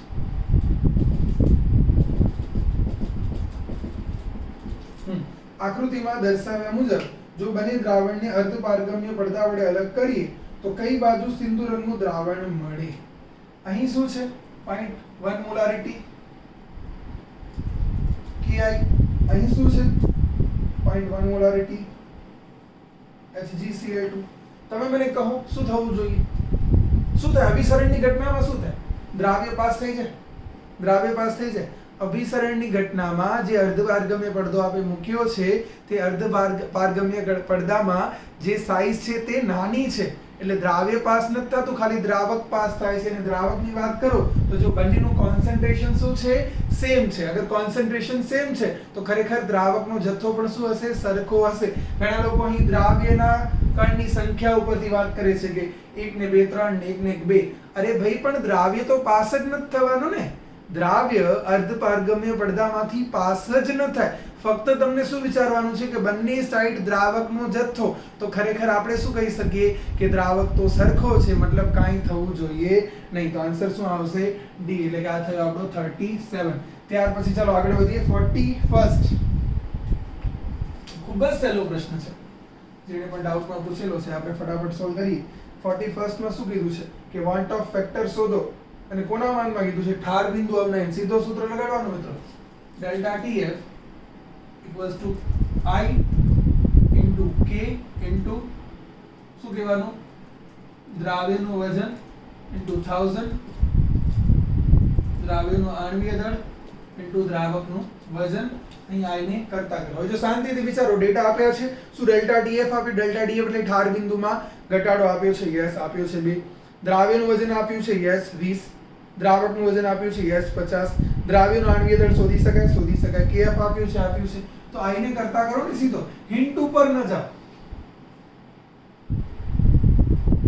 હિન્ટ ઉપર જવાની કોઈ જરૂર નથી. ખેંચી નાખ્યું છે. MCQ પ્રમાણે આ દાખલો બહુ મોટો છે એટલે કે અંદર મૂક્યું છે આ નહીં. બરાબર? તો આવી રીતે તમે કરશો એટલે સીધો આન્સર આવી જશે. આ તમારો થયો 40. બરાબર છે? ચલો ત્યાર પછી 44th આપણે જોઈએ. તો 44th ફરી એકવાર એક સહેલો પ્રશ્ન, ખૂબ જ સહેલો પ્રશ્ન. બધા બેઝિક દાખલાઓ છે જે બધા ડાયરેક્ટલી તમારી પાસે આ જે ઇક્વેશન છે તેના બેઝ ઉપર થઈ જાય. શું કીધું છે તમને ત્યાં કે 100 ગ્રામ CCl4 માં 3 ગ્રામ પદાર્થ ઉમેરતા 3 ગ્રામ પદાર્થ શું હોવું જોઈએ? દ્રાવ્ય. 100 ગ્રામ CCl4 કોણ હોવું જોઈએ? દ્રાવક. ઉત્કલન બિંદુ 0.60 ડિગ્રી સેલ્સિયસ વધે છે એટલે આ વધે વર્ડ સમજો છો. ઉત્કલન બિંદુ નથી, ઉત્કલન બિંદુમાં વધારો છે, ડેલ્ટા ટીબી છે. CCl4 નો કેબી આપ્યું છે તો બાષ્પ દબાણનો સાપેક્ષ ઘટાડો શોધો. હા, હવે તકલીફ અહીંયા થાય કે સર આ શું આપ્યું છે ને શું પૂછે છે. મેં તમને આવો MCQ પણ એક કરાવેલો છે. આવો આના જેવો કે MCQ મેં તમને થિયરીની સાથે સાથે કરાવેલો છે. કોઈ વાંધો નહીં, ચલો આપણે જોઈ લઈએ. બાષ્પ દબાણમાં ઘટાડો કરાવે શું લખાય? દ્રાવ્યના મોલ છેદમાં આ શોધવાનું છે ને. દ્રાવકના મોલ એટલે દ્રાવકનું વજન, દ્રાવકનું આણ્વીય દળ બંને આપ્યું છે. જો દ્રાવક CCl4 છે તેનું વજન 100 ગ્રામ, તેનું આણ્વીય દળ વોટેવર 154 થઈ ગયું, દ્રાવકનું મળી ગયું. હવે દ્રાવ્યનું વજન આપ્યું છે 3 ગ્રામ, દ્રાવ્યનું આણ્વીય દળ જોઈએ ને તો એ મળી જશે ને તમને. બાકી બધા ડેટા શેના માટે આપ્યા છે? આના માટે જ આપ્યા છે. જો delta TB = KB into m into જો અહીં તમને આ બધા ડેટા આપ્યા છે. ડેલ્ટા TB આપ્યું છે, દ્રાવ્ય દ્રાવકનું વજન આપ્યું છે, KB આપ્યું છે. અહીં તમે શું શોધી શકશો? આણ્વીય દળ. આણ્વીય દળ ત્યાં મૂકો એટલે શું મળી જશે? સાપેક્ષ ઘટાડો. યસ. ચલો ત્યાર પછી આગળ વધી 48. શું કીધું છે? બેન્ઝીન અને ટોલ્યુઇન આદર્શ દ્રાવણ બનાવે છે. 20 ડિગ્રી સેલ્સિયસ તાપમાને બેન્ઝીનનું બાષ્પ દબાણ 75 અને ટોલ્યુઇનનું બાષ્પ દબાણ 22 છે. સમજો છો? ખાલી તેનું જ કીધું છે, મતલબ આ શુદ્ધ છે. P0 ઓફ બેન્ઝીન ને P0 ઓફ ટોલ્યુઇન છે. તેના વજન પણ આપ્યા છે. તો બેન્ઝીનનું આંશિક દબાણ કેટલું થશે? હવે આ વર્ડ તમે પકડો છો. એ શું કહે છે? 78 ગ્રામ બેન્ઝીન અને 46 ગ્રામ ટોલ્યુઇનના દ્રાવણમાં. કેટલીક વાર શું છે ખબર છે? આપણે એ જ ખબર નથી હોતી કે P શું અને P0 શું. પાછળની લાઈનમાં કીધું છે કે બે ભેગા થાય ને ત્યારે દ્રાવણમાં બાષ્પ દબાણ શોધો તો તેને P કહેવાય. આગળની લાઈનમાં ખાલી 20 ડિગ્રી સેલ્સિયસ તાપમાને તેનું દબાણ આપ્યું છે તેને P0 કહેવાય. હવે તમને શું શોધવાનું છે? તમને શોધવાનું છે P ઓફ બેન્ઝીન. કેવી રીતે શોધશો? જો એકદમ સિમ્પલ છે. P of benzene = P0 of benzene into તેના મોલ અંશ P0. તો આપ્યું છે, વાંચો. પહેલી લાઈનમાં શું કીધું છે? બેન્ઝીનનું બાષ્પ દબાણ 75 મોલ અંશ શોધવાના છે. મોલ અંશ બરાબર શું થશે? વાંચો. તમને શું આપ્યું છે? વજન આપ્યું છે, મોલ મળશે. Mole divided by total mole. Mole અંશ મૂકો, ઇન્ટુ કરો, આન્સર આવી ગયો. યસ. તમે ક્યાં મૂંઝાવો છો ખબર છે? તમને P અને P0 વચ્ચે ફરક નથી સમજાતો. ફરી એકવાર જો સિમ્પલ. 20 ડિગ્રી સેલ્સિયસ તાપમાને તેનું જે બાષ્પ દબાણ છે, મતલબ તે એક પાત્રમાં છે, ફક્ત તેનું જ બાષ્પ દબાણ છે, તેને કહેવાય P0 આંશિક બાષ્પ દબાણ શુદ્ધ અવસ્થામાં. એના પછીની લાઈનમાં શું કીધું છે? આટલા ગ્રામ બેન્ઝીન, આટલા ગ્રામ ટોલ્યુઇનનું દ્રાવણ, તેમાં તેનું બાષ્પ દબાણ. તો ત્યારે તેમાં એક પદાર્થમાં બીજો પદાર્થ એક પ્રકારે અશુદ્ધિ છે અને અશુદ્ધિ જ્યારે હોય ત્યારે તેના બાષ્પ દબાણને શું કહેવાય છે? P કહે છે. છે બંને બાષ્પ દબાણ જ, પણ આ છે અશુદ્ધ, ઓલું છે શુદ્ધ. તો એ તમે હવે આવડી ગયું હશે. યસ. ચલો ત્યાર પછી આગળ વધીએ તો આ થયો આપણો 48. ચલો ત્યાર પછી 49 તમે ડાઉટમાં પૂછેલો છે. બે ત્રણ જણા કીધું સર આમાં ડેટા નથી આપ્યા. ભાઈ બધું આપ્યું છે, શાંતિથી વાંચો. એવું કાંઈ નથી જે ના આપ્યું હોય. હા, ક્યારેક કોઈ પ્રોબ્લેમ હોઈ શકે, મિસ્ટેક હોઈ શકે, પણ અહીંયા આ કેસમાં એવું નથી. જો તમને શું કીધું છે 49th ને? હા, 178 ગ્રામ પાણીમાં 18 ગ્રામ ગ્લુકોઝ ઉમેરવામાં આવે તો દ્રાવણનું બાષ્પ દબાણ 100 ડિગ્રી સેલ્સિયસ તાપમાને કેટલું થાય? તમે કહેશો ખાલી દ્રાવ્ય ને દ્રાવકનું વજન આપ્યું છે તો દ્રાવણનું બાષ્પ દબાણ કેમ શોધાય? લાઈન વાંચો. દ્રાવણનું બાષ્પ દબાણ 100 ડિગ્રી સેલ્સિયસ તાપમાને કેટલું થાય? દ્રાવણનું પૂછે છે ને, પાણી માટે પૂછે છે ને. ગ્લુકોઝને પાણીમાં નાખ્યું છે. જો યસ. એક વાત સમજો, 100 ડિગ્રી સેલ્સિયસ ટેમ્પરેચર એટલે 373.15 અને તમે પાણીની ઉત્કલન બિંદુની વ્યાખ્યા યાદ કરો. શું વ્યાખ્યા મેં તમને સમજાવેલી છે? જે તાપમાને બાષ્પ દબાણ વાતાવરણ જેટલું થાય, 100 ડિગ્રી સેલ્સિયસ વાતાવરણ જેટલું થાય. પાણીનું ઉત્કલન બિંદુ, અરે યાર મિત્રો ખૂબ જ સરળ છે. પાણીનું ઉત્કલન બિંદુ 100 ડિગ્રી સેલ્સિયસ છે. અહીં 100 ડિગ્રી સેલ્સિયસ ટેમ્પરેચર આપ્યું છે. તો ત્યારે તમે મને કહો કે કેટલું થશે? ત્યારે કેટલું થશે દબાણ? ત્યારે દબાણ થશે કેટલું થશે 1 એટમોસ્ફેરિક પ્રેશર, પણ એટમોસ્ફેરિક નહીં ચાલે કારણ કે આન્સર mm માં છે, તો કોઈ વાંધો નહીં, સિમ્પલ છે. 1 atm equals to 760 mm. Yes. હવે આપણી પાસે સૂત્ર છે જો P0 minus P divided by P0. દ્રાવ્ય એટલે ગ્લુકોઝના મોલ છેદમાં પાણીના મોલ. પાણીનું વજન છેદમાં એનું આણ્વિય દળ કામ થઈ ગયું, ગ્લુકોઝનું વજન છેદમાં એનું આણ્વિય દળ કામ થઈ ગયું. હવે તમને અહીં દ્રાવણનું બાષ્પ દબાણ શોધવાનું છે, એટલે કે તમને P શોધવાનું છે. P0 આપ્યું છે, P0 એટલે દ્રાવકનું બાષ્પ દબાણ. દ્રાવકનું બાષ્પ દબાણ કેટલું થાય? 100 ડિગ્રી સેલ્સિયસ તાપમાને. 100 ડિગ્રી સેલ્સિયસ તાપમાન એટલે ઉત્કલન બિંદુ. ઉત્કલન બિંદુ એટલે 1 atm. 1 atm એટલે 760 mm.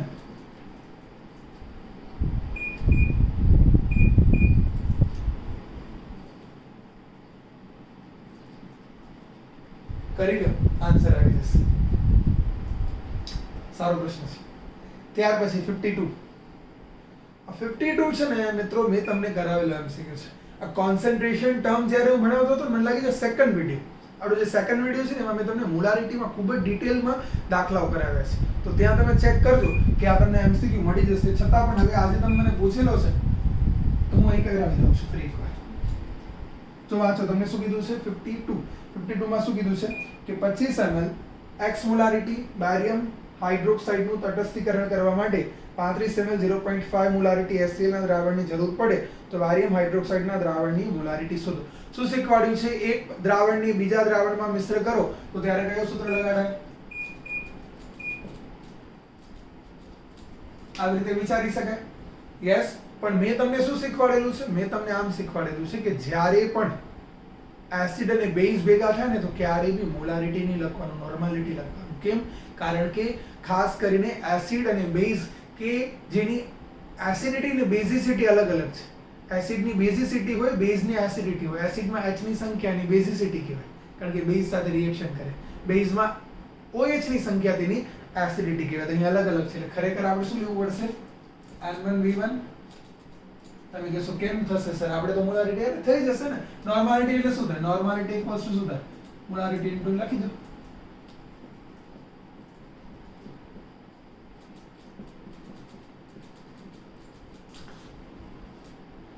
યસ. ઓકે, ચાલો હવે ડેટા મૂકીએ. અહીં મોલારિટી શું કરવાનું છે? જો પહેલા તો મોલારિટી HCl માટે આપી છે 0.1 ઇન્ટુ કદ 35. હવે HCl નો n કેટલો થાય? n. HCl માં હાઇડ્રોજનની સંખ્યા 1. પછી આ BaOH ટ્વાઇસ મોલારિટી શોધવાની છે. તેના માટે n કેટલો લખશો? 2. તેના માટે કદ કેટલું આપ્યું છે? 25. એટલે આ થશે 3.5 ડિવાઇડેડ બાય 50 સેકન્ડ.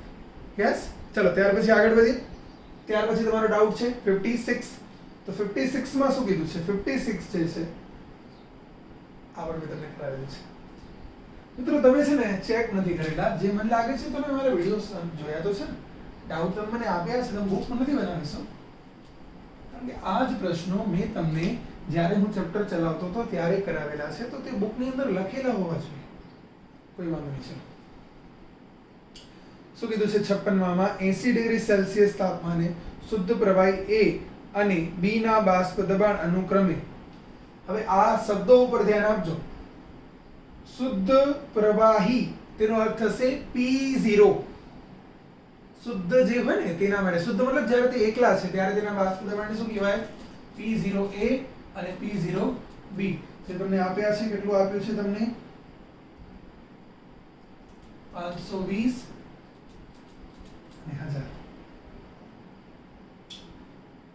હવે શું કીધું છે? એક વાતાવરણ દબાણે ઉકળતું હોય તો એનું મોલ પ્રમાણ શોધો, ટકામાં શોધો. ક્યાંથી શોધશો? અહીં શું કોઈ ડેટા આપ્યું છે તમને? બીજું કોઈ ડેટા નથી આપ્યું, છતાંય આપ્યું છે. જ્યારે તમને એમ કહે છે કે જો આખી લાઈન વાંચો છું ફરી એકવાર. એક વાતાવરણ દબાણે દ્રાવણ ઉકળતું હોય, મતલબ દ્રાવણનું દબાણ આપ્યું છે. દ્રાવણનું દબાણ એટલે શું હોય? P ટોટલ કેટલું આપ્યું છે? એક વાતાવરણ. આ બંને શેમાં છે તમને ખબર છે? mm માં. તો વાતાવરણમાં ન ચાલે ને. એક atm માં શું થાય? હવે એક તો સૂત્ર છે કે જેની અંદર તમને બધું જ મળશે. જો આ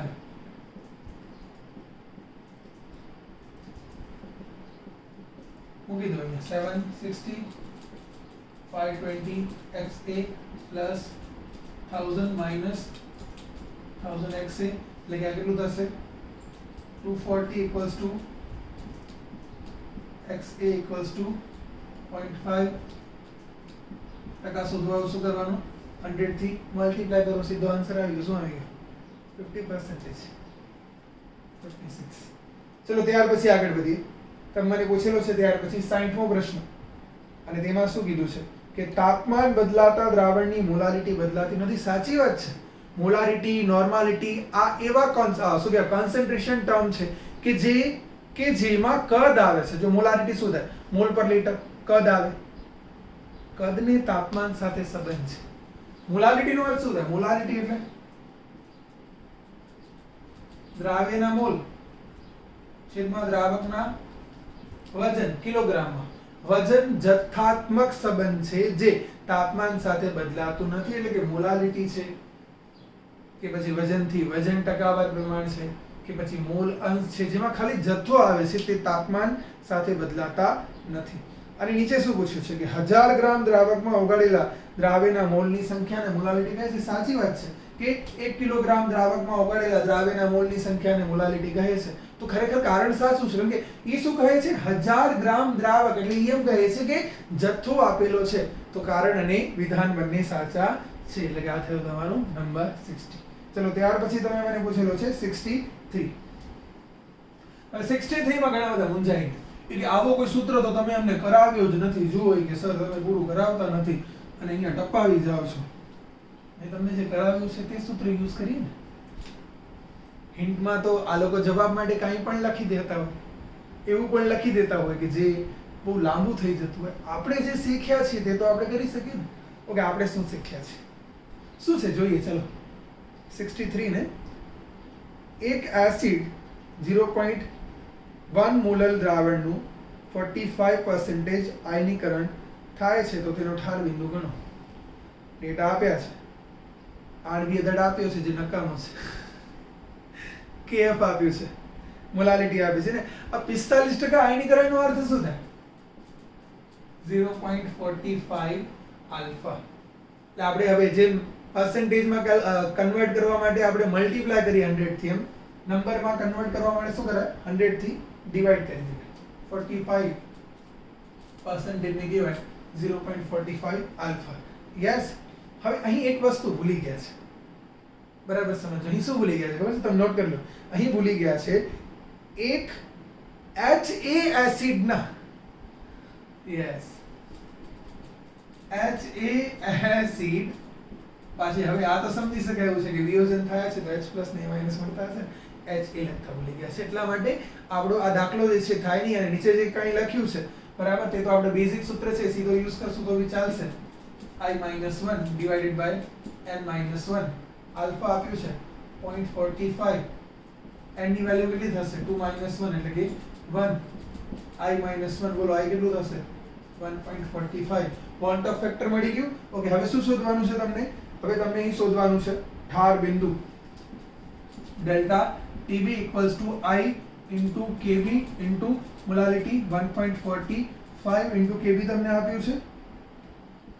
ઓકે, આ ઠાર બિંદુ છે ને, સોરી TF into molarity તમને આપી છે.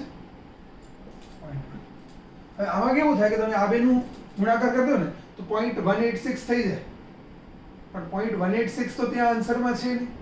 એટલે એવું તો કંઈ થાય નહીં. બરાબર. એટલે હોઈ પણ શકે. ધ્યાન આપજો. ધારો કે આન્સર છે ક્યાંક આન્સર નહીં કોઈ એક ઓપ્શન છે 0.186 તો આ બેના મલ્ટીપ્લિકેશન થી મળે છે તમે લખી નાખશો.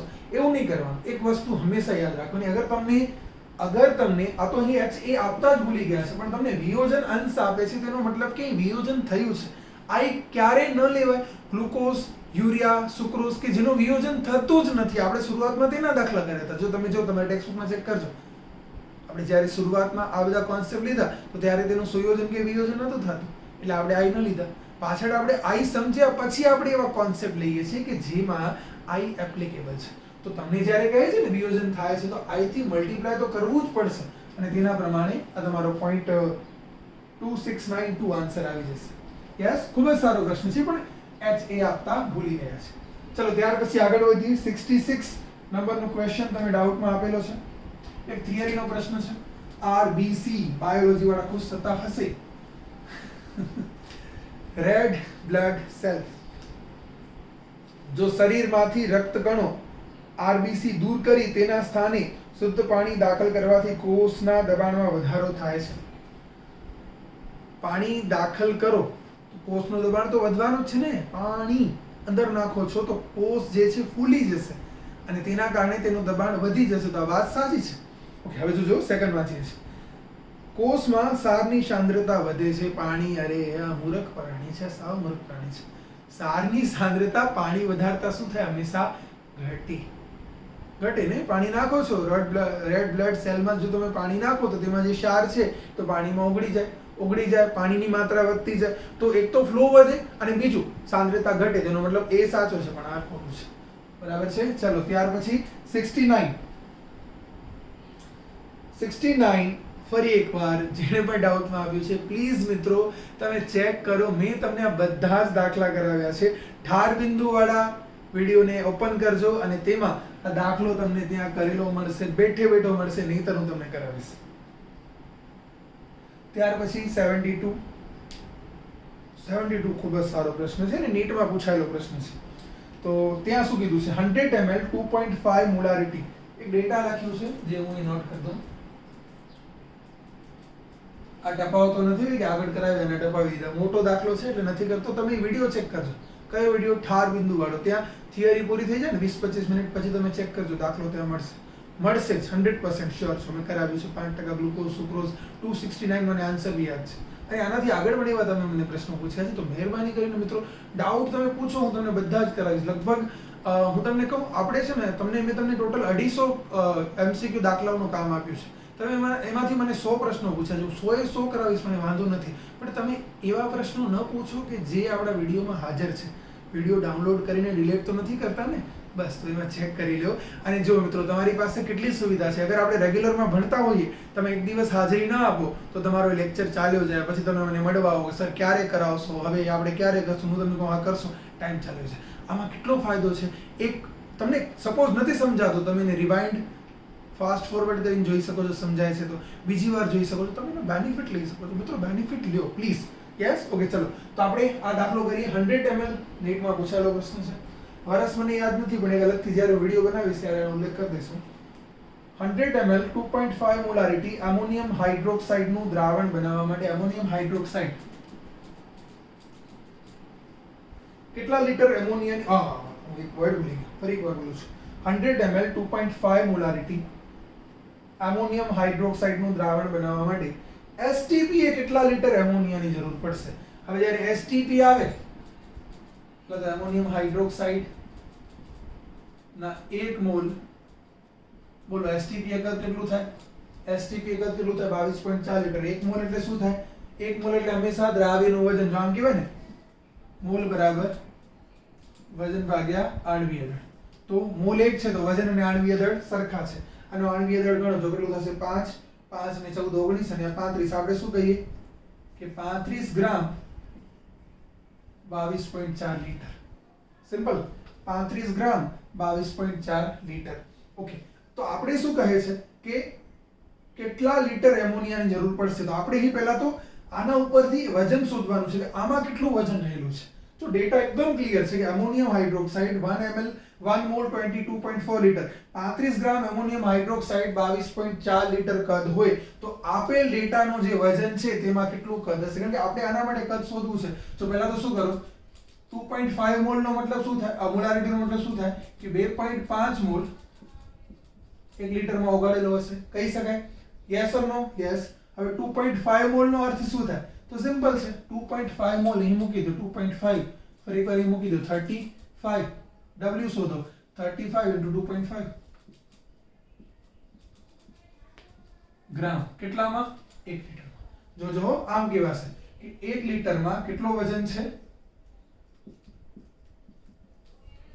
આપણે કેટલા લીટર આપ્યા છે? કેટલો વજન થશે 3.5 into 2.5 into 0.1 એટલે મને લાગે છે 8.75 થશે. કેટલા આન્સર આવી ગયો? 1 મિનિટ ન લાગે. નીટ છે કેલ્ક્યુલેશન કે અરે કેલ્ક્યુલેશન ની ક્યાં જરૂર છે? એકદમ સિમ્પલ છે, એટલું બધા કરી શકે. શું કહે છે કે 1 મોલ ઈ શું કહે છે એસટીપી કેટલા લીટર જોઈશે? એસટીપી નો અર્થ શું થાય? 1 મોલ 22.4 લીટર. શું કહેવાય 1 મોલ એટલે 35 ગ્રામ. તો એસટીપી પ્રમાણે જ્યારે 35 ગ્રામ લેવો છો તો 22.4 લીટર એમોનિયા પાણીમાં નાખો એટલે હંમેશા શું બનાવે? તમે શું સર ત્યાં એમોનિયા છે, અહીંયા એમોનિયમ હાઇડ્રોક્સાઇડ છે. અહીં મૂર્ખ પ્રાણી સમજ, સિમ્પલ છે. એમોનિયાને પાણીમાં નાખો તો એમોનિયમ હાઇડ્રોક્સાઇડ બને છે. શું કહેવાય 35 ગ્રામ માટે 22.4 લીટર જોઈએ. 2.5 મોલારિટી નો શું થાય? 2.5 મોલ 1 લીટરમાં છે. 2.5 મોલ એટલે કે આટલા ગ્રામ 1 લીટરમાં છે. 2.1 લીટરમાં કેટલા ગ્રામ હશે? 1 લીટરમાં આટલા ગ્રામ હશે. તો આટલા ગ્રામ આપણે ખરેખર લીધા છે. આટલા ગ્રામમાં 22.4 લીટર, તો આટલામાં કેટલા આવે? આન્સર આવી ગયો. ડન. ઓકે ચલો ત્યાર પછી 74. ઓકે બહુ સિમ્પલ છે. જો સૌથી વધુ ઉત્કલન બિંદુ ધરાવે છે. ઉત્કલન બિંદુ કોના ઉપર આધાર રાખે? કહો ફટાફટ કહો. દ્રાવણની સાંદ્રતા ઉપર. જેની સાંદ્રતા વધારે છે તેનો ઉત્કલન બિંદુ પણ વધારે છે. સાંદ્રતા કોની વધારે છે? બધાની સરખી આપી છે. તો શું કરવાનું? દ્રાવ્યના ઘટકની સંખ્યા. સોડિયમ ક્લોરાઇડ બોલો કેટલા ઘટક મળે? NaCl 2. Copper chloride. હવે કોપર ક્લોરાઇડમાં થોડોક લોચો છે. એ કે સર શું લખવાનું? કારણ કે અહીંયા તો હિન્ટ જોઈને જવાબ દઈ દો તમે. CuCl2. બાકી Cu2Cl2 પણ થાય, CuCl પણ થાય. સિમ્પલ લેવાનું કોપર ક્લોરાઇડ. બાકી આપશે Q+ અને Q+. Q++1 Q++2. સિમ્પલ છે. ચલો 1 2 3 યસ. ઓકે ચલો આગળ વધી. સામાન્ય રીતે +2 હોય નો oxidation. Magnesium sulphate MgSO4 2. Chromium sulphate. હા હવે ક્રોમિયમ નો બેઝિક ઓક્સિડેશન નંબર થાય +3. કે અમને કેમ ખબર પડશે? ડી બ્લોક ભણશું ને, ડી બ્લોકમાં આવશે ક્રોમિયમ એનું ઓક્સિડેશન જેમ પી બ્લોકમાં આવ્યું હતું. બોલો કેટલા ઘટક થયા? 5. જ્યારે સાંદ્રતા સરખી છે તો પછી સાંદ્રતા માટે કોના ઉપર આધાર રાખીએ છીએ આપણે? ઘટકની સંખ્યા ઉપર. અહીં ઘટક વધારે છે, સાંદ્રતા વધી ગઈ, સાંદ્રતા વધી, બાષ્પ દબાણ ઘટ્યું, ઉત્કલન બિંદુ વધ્યું. તો આન્સર આવી ગયો. યસ. ચલો ત્યાર પછી લાસ્ટ MCQ. 2 ઘટકમાંથી દ્રાવણ બનવું તેની ગણતરી. આ ફરી એકવાર નીટમાં પૂછેલો પ્રશ્ન. નીટમાં પ્રશ્ન પૂછેલો છે 75. હવે ત્યાં શું કીધું છે? જો 2 ઘટકમાંથી દ્રાવણ બનવું તેની ગણતરીમાં લેવાય છે. શું કીધું છે કે આદર્શ દ્રાવણ. હવે જો છેલ્લી લાઈન વાંચો, આદર્શ દ્રાવણ. મેં તમને છે ને કોન્સેપ્ટ શીખવાડ્યા હતા. આદર્શ દ્રાવણ અને બિન આદર્શ દ્રાવણ. તમને યાદ છે આદર્શ દ્રાવણ કોને કહેવાય? જેના માટે ΔH 0 હોય, ΔV 0 હોય. જેમાં દ્રાવ્યની દ્રાવ્ય સાથે જેવી આંતરક્રિયા છે તેવી જ આંતરક્રિયા દ્રાવકની દ્રાવક સાથે હોય અને દ્રાવ્ય દ્રાવકને ભેગા કરો તો પણ એવી જ આંતરક્રિયા હોય. કન્ફ્યુઝન થઈ ગઈ ને? એક્ઝામ્પલ આપજો. હેક્ઝેનની હેક્ઝેન સાથે જે આકર્ષણ છે, હેપ્ટેનનો હેપ્ટેન સાથે જે આકર્ષણ છે, હેક્ઝેન ને હેપ્ટેન ને ભેગા કરશો ને એની વચ્ચે સરખું આકર્ષણ છે. તો ત્યારે જે દ્રાવણ બને એને આદર્શ દ્રાવણ કહેવાય. કારણ કે ત્યાં ΔH 0 હોય. એટલે કે જ્યારે બંને ભેગા થશે દ્રાવ્ય અને દ્રાવક તો ગુમાવેલી ઉષ્મા બરાબર મેળવેલી ઉષ્મા હશે. આદર્શ દ્રાવણ તે છે જેના માટે ΔH કેટલો થાય છે? 0 થાય છે. ΔH 0 થાય છે. શુદ્ધ દ્રાવક માટે ΔH1 આપ્યું છે. શુદ્ધ દ્રાવ્ય પદાર્થ માટે ΔH2 આપ્યું છે. અલગ કરેલા દ્રાવક અને દ્રાવ્યના અણુ માટે ΔH3 આપ્યું છે. તો ΔH 0 ક્યારે થાય? તો આપણે હેસનો નિયમ યુઝ કરવાનો છે. ત્રણેયનો બેઝિક સરવાળો મારી દો અને બેઝિક સરવાળો 0 આવવો જોઈએ. ગુમાવેલી ઉષ્મા બરાબર મેળવેલી ઉષ્મા. ટોટલ 0 આવવો જોઈએ તો આદર્શ દ્રાવણ થાય. એ પ્રમાણે ઓપ્શન સેટ થાય છે. તો મિત્રો આ થયો આપણો અસાઇનમેન્ટ 1. અહીં મેં બધા જ MCQ સોલ્વ કરાવી દીધા છે. છતાં પણ તમને હજી કોઈ ડાઉટ એમ લાગતું હોય મેં જે કરાવ્યા તેમાંથી ફરી એકવાર પર્સનલમાં મેસેજ મૂકી દેશો. 29 તારીખે પરીક્ષા છે. આપણે ત્યાં સુધી કામ કરી શકીએ છીએ. બીજા વિડીયો માટે તૈયાર રહેજો. જય હિન્દ.